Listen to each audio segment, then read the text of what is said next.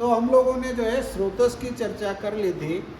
अब हम जो है एक एक स्रोतस की बात करें तो सबसे पहले जो है हम बात करते हैं प्राणवह स्रोतस की।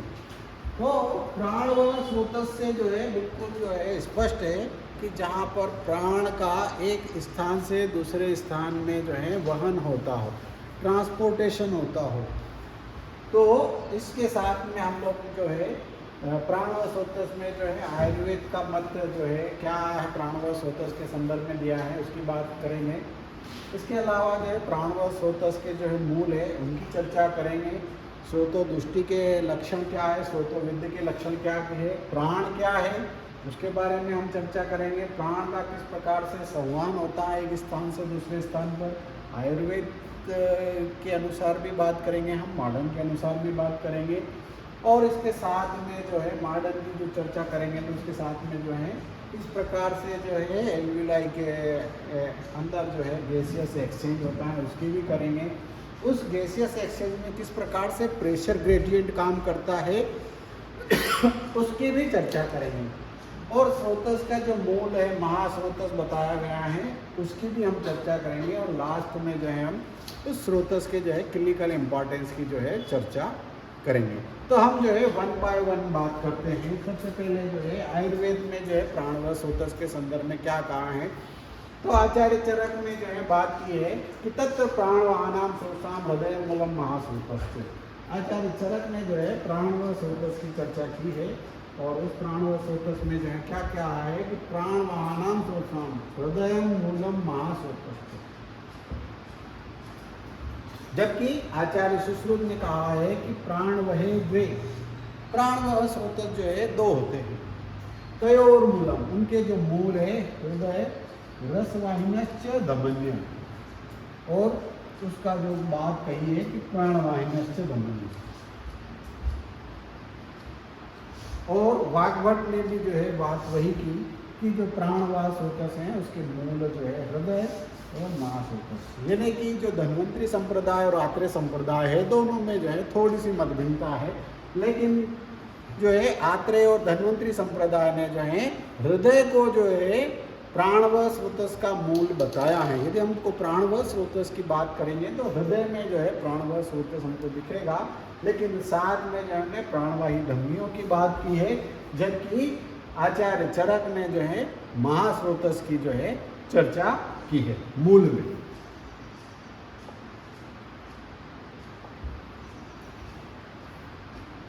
मूल कौन कौन से हैं, तो अभी हमने चर्चा की है कि चरक ने जो है हृदय महास्रोतस कहा है, सुश्रुत ने जो है हृदय रसवाहिनी धमनियां जिसको कि प्राणवाही धमनियां भी कहा है, और वाग्भट ने जो है हृदय और महास्रोतस की जो है बात की है। यानी कि यहाँ पर जो है हृदय जो है सभी आचार्यों ने एक मत से जो है उसका मूल माना है, जबकि आचार्य चरक और वाग्भट ने जो है उसको हृदय के साथ में महास्रोतस को जो है बताया है, जबकि सुश्रुत ने जो है हृदय और रसवाही धमनियां। यानी कि हृदय से जो है उन्होंने कहा कि यदि हमको प्राण की बात करेंगे, प्राणवह स्रोतस की बात करेंगे, तो हम उस प्राणवह स्रोतस को कहाँ देखेंगे, तो उन्होंने बताया कि हृदय और प्राणवाही जो धमनियां हैं वहाँ पर आपको प्राणवह स्रोतस जो है देखने को मिलेगा। वैसे तो उन्होंने क्या कहा था है आचार्य चरक ने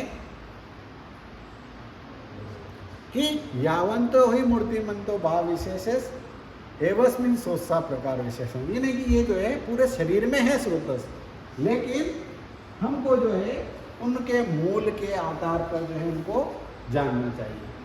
अब यहाँ पर जो है जो मैंने बात की कि प्राणवह स्रोतस की बात की कि प्राण को एक स्थान से दूसरे स्थान पर ले जाने वाला, प्राण को एक स्थान से one place, from one place to another through प्राणवह स्रोतस। किसको ले जाना है हमको, प्राण इज ट्रांसपोर्टेड। प्राण को हम एक स्थान से दूसरे स्थान पर ट्रांसपोर्टेशन कराना, वो जो है किसका काम है, प्राणवह स्रोतस का। जबकि आचार्य सुश्रुत ने जो बात की उसके मूल की क्या बात कही है कि हृदय और रसवाही धमनियों की बात की है, जबकि चरक ने जो है चरक ने क्या बात की है उसकी हृदय और महास्रोतस की बात की। तो ये दोनों के जो है थोड़े से जो है ओपिनियन में जो है डिफरेंट है, बोथ स्कूल चरक है Sushrut. Sign and symptoms of श्रोतोदृष्टि एंड श्रुतोविद्य लक्षण। तो श्रोतोविद्य और श्रोतोदृष्टि के जो लक्षण हैं आचार्य चरक ने और सुश्रुत ने जो बात की है, तो यहाँ पर जो है क्या बात की है आचार्य चरक ने? सबसे पहले चरक की बात की है कर रहे हैं कि आचार्य चरक ने जो है क्या बात की कि आचार्य चरक ने कहा अतिश्रेष्टम अतिबद्धम कुपितम अल्पाल्पम वीक्षणम वा सशब्द शूलम उच्छ्वसन्ति दृष्टवा। क्या बात की है कि अति श्रेष्ठम टू लॉन्ग रेस्पिरेशन, अतिबद्धम रिस्ट्रिक्टेड रेस्पिरेशन जिसको कि क्या बोलते हैं डिस्निया, कुपितम एजिटेटेड रेस्पिरेशन, अल्पाल्पम स्लो या शार्टनेस ऑफ रेस्पिरेशन, और अवीक्षणम फ्रीक्वेंटली इंक्रीज रिपीटेड रेस्पिरेशन, और सशब्दम शब्द के साथ। आपने देखा होगा स्विचिंग में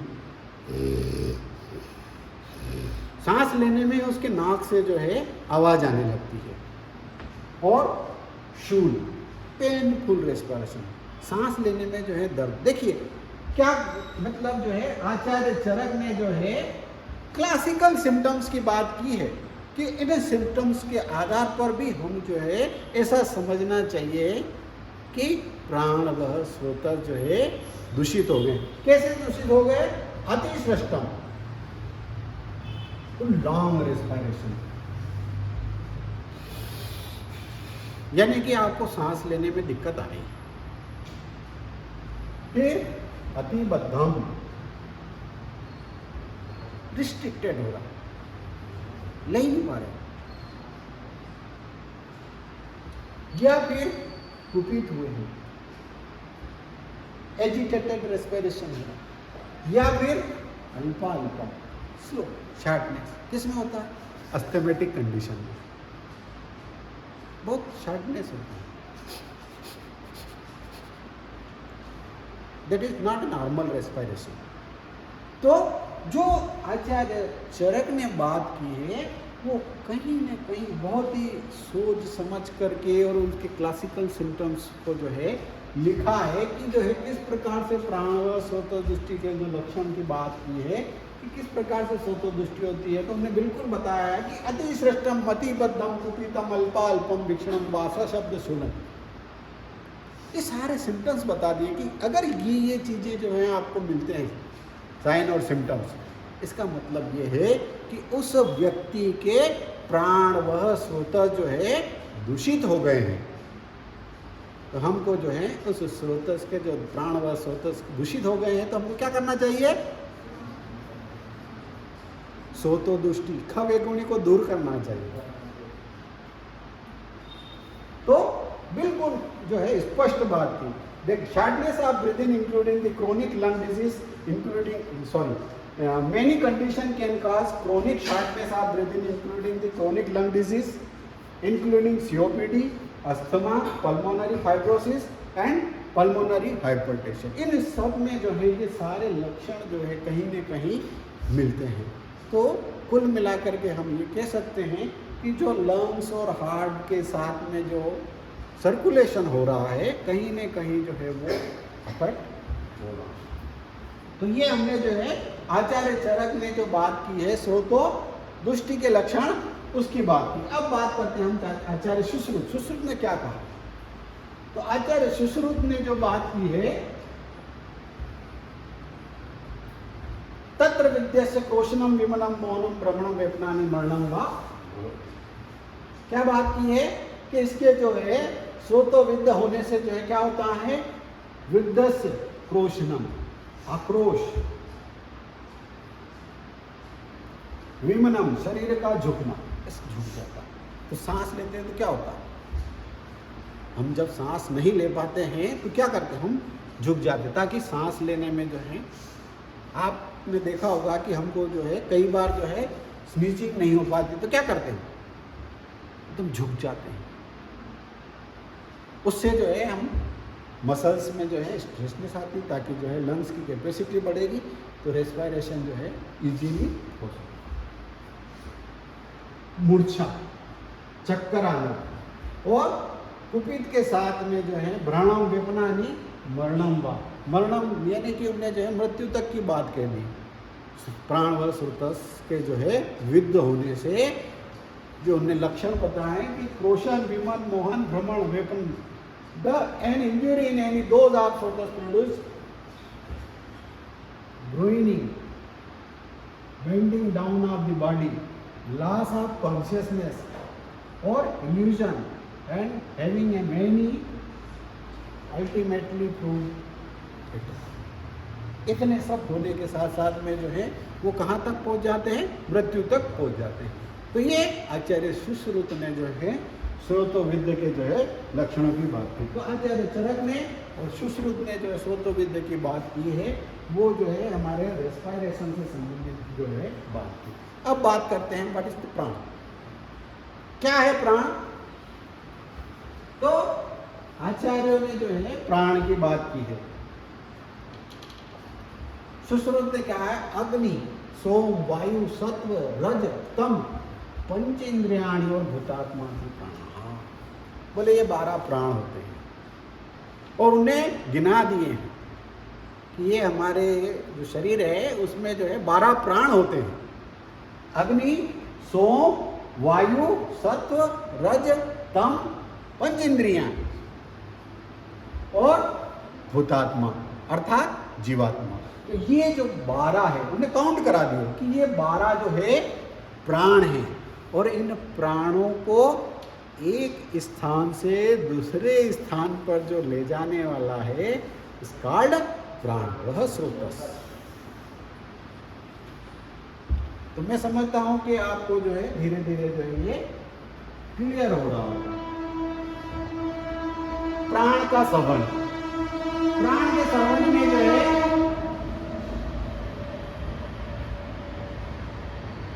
आचार्य सारंगधर ने जो है बात, आचार्य सारंगधर ने क्या बात की है कि नाभिस्थ प्राणवर्णम स्पष्टाद हृदकमलांतरम कंठाद बहिर्निर्याति पादु कृष्णोदामतम पित्वा च अंबर पीयूषम पुनरायति। बिल्कुल उनने जो है रेस्पिरेशन जो है हमारे आयुर्वेद में किस प्रकार से जो है डिस्क्राइब किया है, बहुत ही क्लासिकल जो है डिस्क्रिप्शन जो है आचार्य सारंगधर ने जो है हमारे लिखा। नाभिस्थ प्राणवर्णम, कहाँ से बात की? देखिए नाभि से। उन्हें जो है रेस्पिरेशन की बात कहाँ से की? नाभि से, कि नाभिस्थ प्राण पौनम, जो नाभि में स्थित प्राण है। कहाँ स्थित होते हैं? नाभि में होते हैं प्राण। प्राण कहाँ स्थित होते हैं? बोले नाभि में प्राण स्थित होते हैं। अग्नि, सोम, वायु, सत्व, रज, तम, पंच इंद्रिय और भूतात्मा। तो ये 12 प्राणों में से जो है प्राण जो है नाभि में स्थित होते हैं, और वहां से जो प्राण को स्पर्श करते हैं हृदय कमलांतरम, जो हृदय कमल की बात की थी। क्या बात की थी मैंने? पुंडरीकेण, पुंडरीकेण सदृशम, जो पुंडरीक के समान दिखाई देने वाला, कमल की जो है जो कली होती है रेडिश कली, उसके समान शायद अधोमुखम, नीचे की ओर मुख किए हुए जो रहती है। तो जो नीचे की ओर जो मुख किए हुए रहती है उस कमल की कली की बात जो है आचार्य यहाँ कहाँ क्या कहते हैं? स्पष्टात, जो नाभि से जो प्राण जो है चली और कहाँ पर? हृदय कमल को छूती हुई। स्पष्टाद हृदय कमलांतरम कंठात बहिर्निर्याति, कंठ मार्ग से, कौन से मार्ग से? कंठ मार्ग से बाहर की ओर निकलती है। पातु विष्णु प्रदानतम, और विष्णु के पैरों का जो अमृत है उसको पीती है। इट मीन्स एटमॉस्फेरिक एयर जो है उसको लेती है। पित्वाचा अंबर पीयूषम, और उसमें से कौन सा? अंबर पीयूष को जो है ग्रहण करती है। कहाँ की बात की है देखिए हमने कि विष्णु के पैरों का जो अमृत है, इट मीन्स एटमॉस्फेरिक एयर की बात की हमने कि वो जो एटमॉस्फेरिक एयर है उसमें से सिर्फ और सिर्फ जो है वो अंबर पीयूष को ग्रहण करती है। पुनरायति ही वेगतः, और जैसे जो है कैसे गई थी वो कि नाभि है ना, नाभि से जो है हृदय, और हृदय से कंठ, और विष्णु पदामृत है ना।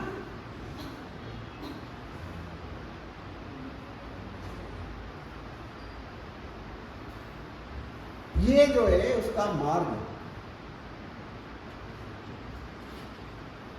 और यहां उसने क्या किया, यहां पर जो है उसने अंबर पीयूष को लिया। क्या लिया यहां से, अंबर पीयूष को लिया। पुनरायति वेगतः, जिस वेग से जो है नाभि, हृदय, कंठ और विष्णु प्रधान तक गई थी, वैसी की वैसी ही वापस जो है वो यहां से जो है इस अंबर पीयूष को लेके गई, कंठ मार्ग में गई, हृदय के जो है स्पष्टाधृत कमलांतर, वापस से जो है इस हृदय कमल को छूती हुई जो है नाभि तक गई। तो ये जो है प्राण का जो है ट्रांसपोर्टेशन बताया हमने कि कहाँ तक गए, यहाँ से जो है यहाँ तक, इसके बीच का जो पैसेज में जो जा रही है और आ रही है ट्रांसपोर्टेशन, उस प्राण का ट्रांसपोर्टेशन हो रहा है, दैट इज कॉल्ड प्राण वह स्रोतस। और यहाँ पर जो है उनको जो दिखाई दिया है दैट इज इम्पॉर्टेंट कोष्ठांग। तो उनने जो है बोले कि ये जो है जाते समय भी जो है हृदय को वो कर रही है और आते समय भी जो है हृदय को छू कर निकल रही है। तो उनने जो है हृदय को जो है, इसकी अगर हम व्याख्या करने जाएं तो हम बात जो है पल्मोनरी सर्कुलेशन की भी बात कर सकते हैं और सिस्टेमिक सर्कुलेशन की भी बात करते हैं। उनने क्या बात की, नाभि से बात की, सिस्टेमिक सर्कुलेशन की बात की, हृदय कमल को छू रही है और कंठ तक आ रही है, यानी कि ये जो है पल्मोनरी सर्कुलेशन इधर हो रहा है और ये सिस्टेमिक सर्कुलेशन, दोनों सर्कुलेशन के ऊपर चर्चा। तो आप सोच सकते हैं कि उनने जो है जो बात की थी ना कि कोडिंग में बात करी है, तो वो जो है हमको उस डिकोड करना है कोड को। तो पीणम देह खिलम जीवनम जठरांगलम, और इस प्रकार से जो है वो जो है हमारे इसको जो है जीवन प्रदान करते हैं। तो प्राण जो है कहाँ से, नाभि से जो है हृदय कमल को छूते हैं, कंठ मार्ग से बाहर निकलते हैं, वहाँ से जो है विष्णु अमृत के जो पैरों का जो अमृत है उसमें से सिर्फ पीयूष को ग्रहण करते। कैसे करते हैं वो भी मैं बात करूँगा, है ना। अगर मैं भूल जाऊँ तो आप याद दिलाना कि सर आपने जो बात की थी अंबर पीयूष की वो कैसे हुआ। तो वो जो होता है वो होता है फैसिलिटेटेड डिफ्यूजन। मैं बात करूँगा उस पर भी, जब हम मॉडर्न की चर्चा करेंगे तो उस पर भी बात करेंगे। तो वहाँ से जो है उस अंबर पीयूष को पीती है और फिर वापस से जो है हृदय कमल को छूती हुई जो है नाभि तक जाती है। तो ये प्राणों का जो है एक स्थान से दूसरे स्थान पर जो है संवहन। देखिए आचार्य चरक ने भी जो है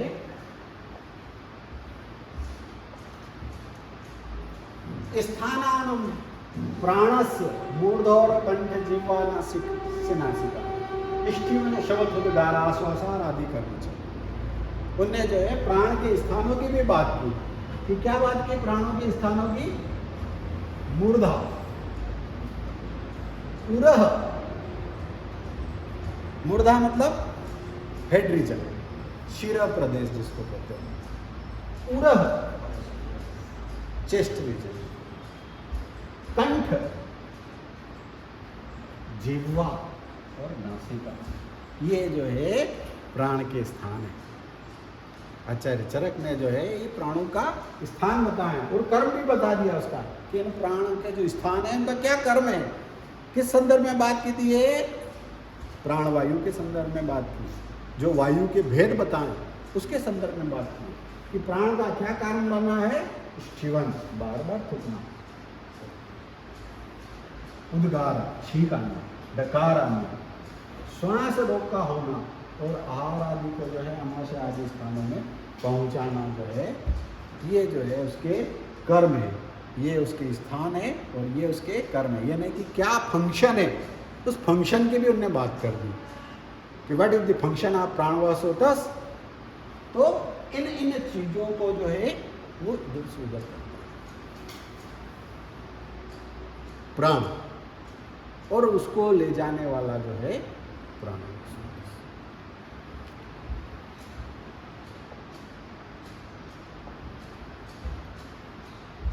देखिए मॉडर्न से बात की, आयुर्वेद से हमने चर्चा कर ली, मॉडर्न से क्या बात की? द फंक्शन ऑफ प्राणवायु स्रोतस is collect the oxygen carried through the inhaling and received by the capillary complex and transported to the whole body cells.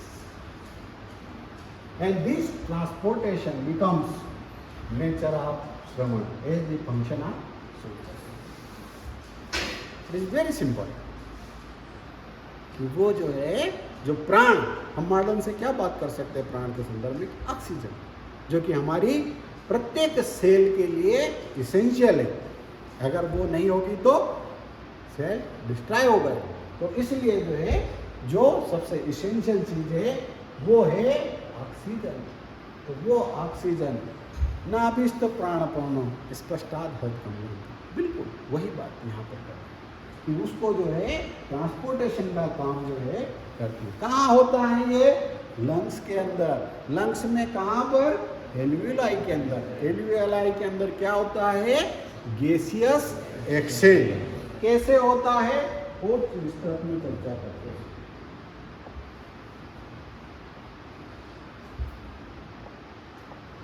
कैसे होता है तो हम detail, the respiration which is compose of respiratory bronchioles, ये हम सब पढ़ चुके हैं रेस्पिरेशन में। Alveolar duct, atria and alveolar. तो ये जो है सबसे छोटी unit. Gas exchange between the alveolar air and pulmonary blood occurs through the membranes of all the terminal portion of the lungs। यानी कि ये जो है इस टर्मिनल पोर्शन की जो है यहाँ पर चर्चा की। अगर हम इसको जो है इंडार्ज करके देखें तो ये जो है पल्मोनरी कैपिलरी की बात की। उस पल्मोनरी कैपिलरी में जो है ऑक्सीजन का जो है क्या होता है, ग्रहण करते हैं और कार्बन डाइऑक्साइड को जो है हम उस एल्वियोलाई के अंदर जो है छोड़ देते हैं। तो क्या कर रहे हैं हम कि वो जो है विष्णु पदामृतम को जो है अंदर बाहर कर रहे हैं। और उसमें से जो है अंबर पीयूष की बात की है। अंबर पीयूष, तो अंबर पीयूष की जो बात की है, the oxygen diffusion from the alveoli, oxygen diffusion from the alveoli into the pulmonary blood, it is transported principally in the combination with hemoglobin of the tissue capillaries, while it is released for use by the cells, and the presence of the hemoglobin, इसके उपस्थिति में hemoglobin in the red blood cells RBCs क्या होता है, allow the blood transport oxygen as could be transported simply in the form of dissolved oxygen in water of the blood। कैसे होता है इसकी भी हम चर्चा करते हैं। ये सब फिजियोलॉजी का विषय। देखिए कैसे गैस का एक्सचेंज हो रहा है। तो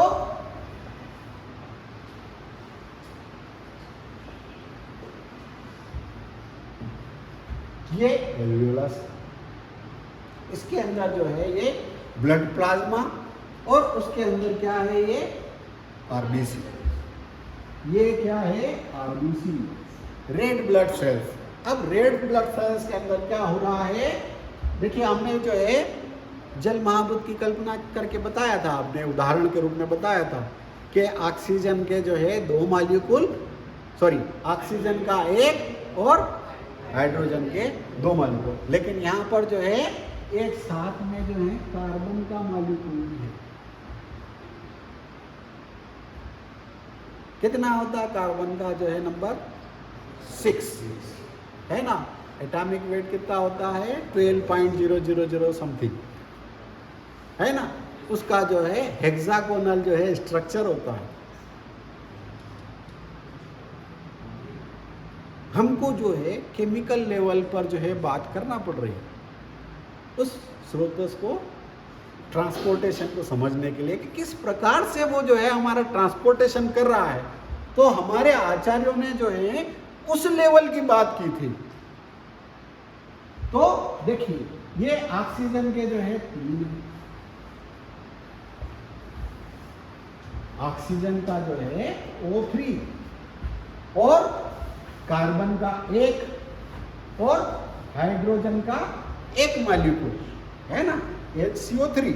ये जो है नेगेटिव आयन वाले, और हाइड्रोजन का जो है पॉजिटिव आयन के साथ जब मिलता है तो क्या बनाते हैं ये H2CO3 बना देते हैं। और इसमें जो है कार्बोनिक एनहाइड्रेज जब मिल जाता है तो क्या होता है H2O और CO2 बना देते हैं।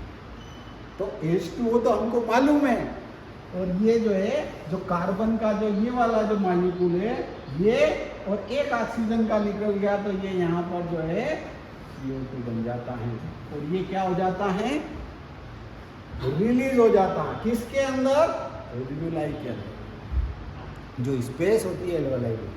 तो जो हीमोग्लोबिन आरबीसी है उस आरबीसी में जो है कार्बन डाइऑक्साइड रिलीज हो गया। अब ऑक्सीजन कैसे आ रहा है तो ये देखिए यहाँ पर ये जो है हाइड्रोजन का एक आयतन, वो भी कौन सा पॉजिटिव, और ये ऑक्सी हीमोग्लोबिन HbO2 है ना। तो क्या करता है ऑक्सी हीमोग्लोबिन को जो है HHB अलग हो जाता है, HB है ना, ये हीमोग्लोबिन का, और ये H अलग हो गया और ये O2। तो ये जो H है वो O2 जो है ले लेता, तो O2 ले लिया और CO2 क्या करा उसने बाहर कर दिया सिंपल डिफ्यूजन के द्वारा। सिंपल डिफ्यूजन के द्वारा जो है ये जो है केमिकल रिएक्शन जो है रेड ब्लड सेल्स के अंदर। और हमारे आचार्य जो है इसी की बात कर रहे थे कि वो जो है प्राण जो है उसको एक स्थान से दूसरे स्थान पर, अब आप सोच सकते हैं कि ये जो है जैसे ऑक्सीजन ली तो ये जो है ऑक्सीजन जो है लेकर के जो है ये ब्लड सेल कहाँ कहाँ जाएगी, बॉडी के एक एक सेल तक पहुँचती। तो हमने यहाँ से ऑक्सीजन को कैरी किया और बॉडी के एक एक सेल तक लेके गए। कहाँ तक लेके गए,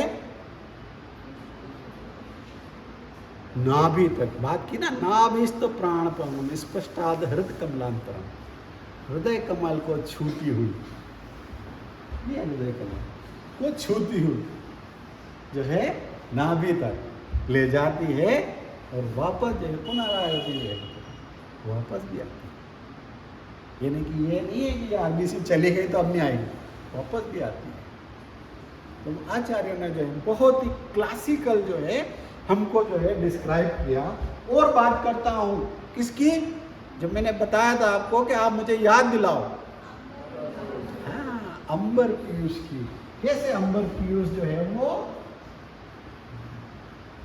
ये यहाँ पर तो क्या है, एटमॉस्फेरिक एयर है। मैंने आपसे बात की थी ना, तो मैंने उदाहरण रूप में सिर्फ जल महाभूत की चर्चा की, उदाहरण रूप में सिर्फ जल महाभूत की थी। आकाश महाभूत की कल्पना करेंगे तो उसमें कौन कौन से केमिकल्स हमको भी नहीं पता पड़ पाता। तो देखिए ये यहाँ पर जो है ये एल्वियोल, इसके अंदर ये एल्वियोलस, ये इसकी सेल्स। अब यहाँ पर देखिए प्रेशर की बात आ रही है, वो जो मैं चर्चा करा था अंबर पीयूष। यहाँ पर जो है जो हमारा PO2 है उसका जो है कितना है, 104 mmHg है, और जो CO2 है उसका 40 mmHg है। इसका बहुत ही, क्योंकि ये कंसंट्रेशन ग्रेडियंट है, इस प्रेशर के बिना जो है हमारी कार्बन डाइऑक्साइड रिलीज नहीं होगी और ऑक्सीजन हम ले नहीं पाएंगे। अगर ये प्रेशर जो है हमारा नहीं होगा तो जो गैसियस एक्सचेंज होगा तो उसके लिए ये प्रेशर होना मस्ट है। तो ये यहाँ पर जो है ये विष्णु प्रदामक में से सिर्फ इस अंबर पीयूष को जो है वो ग्रहण कर रही है। कैसे कर रही है, 104 mmHg के द्वारा। वहां से आई जो है, कहाँ आई, पश्चात हृदय कमलांतर, उस हृदय कमल को क्या करा उन्होंने, इस हृदय कमल को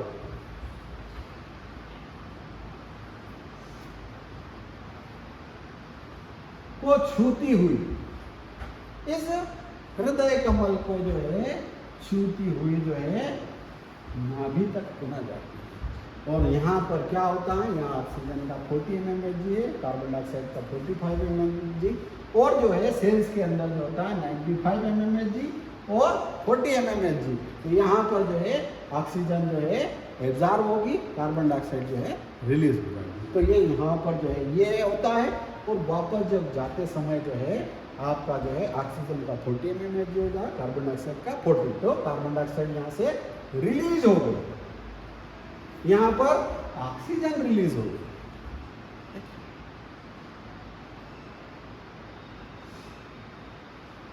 तो जो वो विष्णु प्रदामक है उसमें जो है उस अंबर पीयूष को जो ग्रहण करने के लिए जो है ये जो प्रेशर ग्रेडियंट है इट इज मस्ट बी।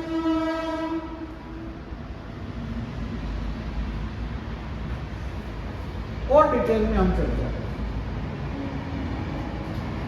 इसके पहले हम एक और बात करें।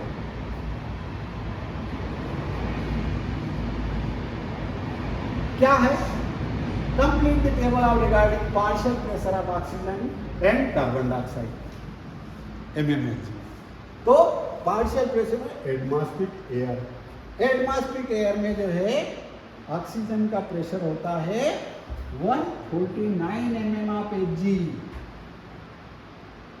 जबकि कार्बन डाइऑक्साइड का होता है 0.3 mmHg। तो निश्चित है कि हम वहां से कार्बन डाइऑक्साइड नहीं ले पाएंगे या कम नहीं ले पाएंगे। फिर प्रेशर इन एल्वियोलाई, ये कहाँ होता है, हाँ विष्णु प्रदामरत है ना, ये जो है विष्णु प्रदामरत में है। हम आयुर्वेद की बात कर रहे हैं ना, तो हम उस लेवल पे समझे कि ये जो है विष्णु प्रदामरत, और ये जो है प्रेशर इन एल्वियोलाई, ये भी जो है विष्णु प्रदामरत में है, एल्वियोलाई के अंदर 104 mmHg, और वहां पर जो है 40 mmHg। Partial pressure in pulmonary capillaries में कितना होता है ऑक्सीजन का 40 mmHg, और यहाँ पर जो है कार्बन डाइऑक्साइड का 45 mmHg, जबकि सिस्टेमिक कैपिलरी में जो है ये 95 और 40, और टिश्यूज में जो है 40 और 45। तो यहाँ से जो है कार्बन डाइऑक्साइड रिलीज हो गई टिश्यू से, यहाँ पर जो है ऑक्सीजन जो है चली गई। तो ये देखिए कि ये प्रेशर जो है आपको ऑक्सीजन को लेना या नहीं लेना इस पर डिपेंड करता है। तो स्रोतोविद्ध लक्षण में क्या होता है, ये प्रेशर गड़बड़ा जाता है। तभी तो हम प्रेशर को जो है मैनेज करने की बात करते हैं कि जो आचार्य सुश्रुत लगे कि झुक करके जो है सांस लेने की बात क्यों करें, इसीलिए कि यदि हम झुकेंगे तो हमारा जो है प्रेशर जो है मेंटेन होगा, ताकि हम ऑक्सीजन को इनहेल कर सकें। तो ये हमने जो है इसके पहले की चर्चा की, exchange gas between alveoli and tissues. क्या होता है उसके अंदर, ये सब मॉडर्न फिजियोलॉजी की बात कर रहे हैं हम, कि the primary site of exchange of gas is alveoli and the exchange of gases between alveoli and tissue take place through simple diffusion which depend upon the following: the partial pressure gradient of gas across alveoli and tissues, जो भी हमने चर्चा करी, solubility of gases कि वो कितना soluble है, और diffusion membrane जो है किस लिए, उसके जो है हमने बात की थी, पोर्स अयनमुख की बात की थी हमारे आचार्यों ने। क्या बात की थी? अयनमुख की।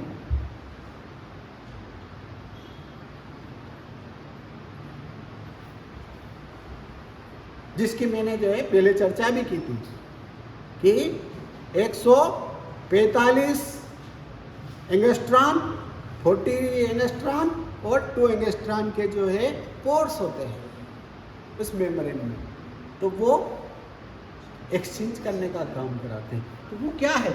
अयनमुख है। उन अयनमुख में जो है, जो यहाँ पर डिफ्यूजन होगा, उसके लिए वो भी रिस्पॉन्सिबल है। Diffusion of oxygen across alveoli, ये सब लिखा हुआ है जो हम चर्चा कर चुके हैं। Transportation of oxygen of various body part और diffusion of oxygen across tissues, तो ये सब चीजें जो है आपको अवेलेबल है बुक्स में। मेरा जो कहने का तात्पर्य था कि ये जो है गैसियस एक्सचेंज जो हो रहा है एक स्थान से दूसरे स्थान पर, यानी कि उस प्राण को एक स्थान से दूसरे स्थान पर जो ले जाने का जो काम है, वो प्राण वह स्रोतस का है। और यदि उसमें क्या होता है, अति प्रवृत्ति होती है, संग होता है, शिराग्रंथि होती है, या विमार्गमन होता है ना, सोतोदुष्टि के 4 लक्षण हैं, कुछ भी हो सकता है, यानी कि वो सोतस का अवरोध हो गया, सोतोदुष्टि हो गई, सोतोविद्धि के लक्षण हो जाएंगे, तो उससे भी हम जो है सोतसों को। And last one is the महास्रोतस की चर्चा की, कि जो है महास्रोतस जो है आचार्य चरक ने माने हैं, तो उनने जो है शॉर्ट चेन फैटी एसिड और लॉन्ग चेन फैटी एसिड को जो है समझाने का जो है प्रयास किया था। वो जो है महास्रोतस के अंदर में जो है कहीं ना कहीं जो है ये हमारा जो है जो लीवर और इंटेस्टाइन के सेल्स होते हैं वो उसमें जो है कार्य करते हैं। और लास्ट में जो है क्लिनिकल इम्पॉर्टेंस ऑफ प्राणवह स्रोतस, तो रेस्पिरेटरी डिप्रेशन क्या होता है इसमें, शार्टनेस ऑफ रेस्पिरेशन हो जाता है, अतिबद्धम, कुपितम, अल्पाल्पम, सशब्द शूलम, जो बात की आचार्य चरक ने, वो जो लक्षण, asthma, shortness of breathing, chronic obstructive pulmonary disease COPD, pulmonary fibrosis, pneumonia, और यहाँ तक कि लंग कैंसर की जो है आचार्य सुश्रुत ने कल्पना कर ली। और यदि ये हो जाएगा तो क्या होगा, व्यक्ति की मृत्यु तक हो जाती है।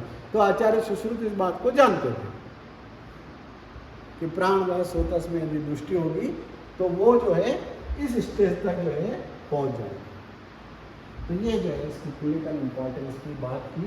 और यदि हम बात करें कंक्लूजन की, व्हाट इज द प्राणवायु स्रोतस, तो मूल जो है हृदय, रसवाहिनी, धमनियाँ और महास्रोतस में जो आचार्य ने माना है gas exchange of alveoli and lung, pulmonary circulation between heart and lungs is called प्राणवायु स्रोतस। और वही जो है मैंने समझाने की बात कही है कि प्राण को एक स्थान से दूसरे स्थान पर ले जाने का जो काम है वही प्राणवायु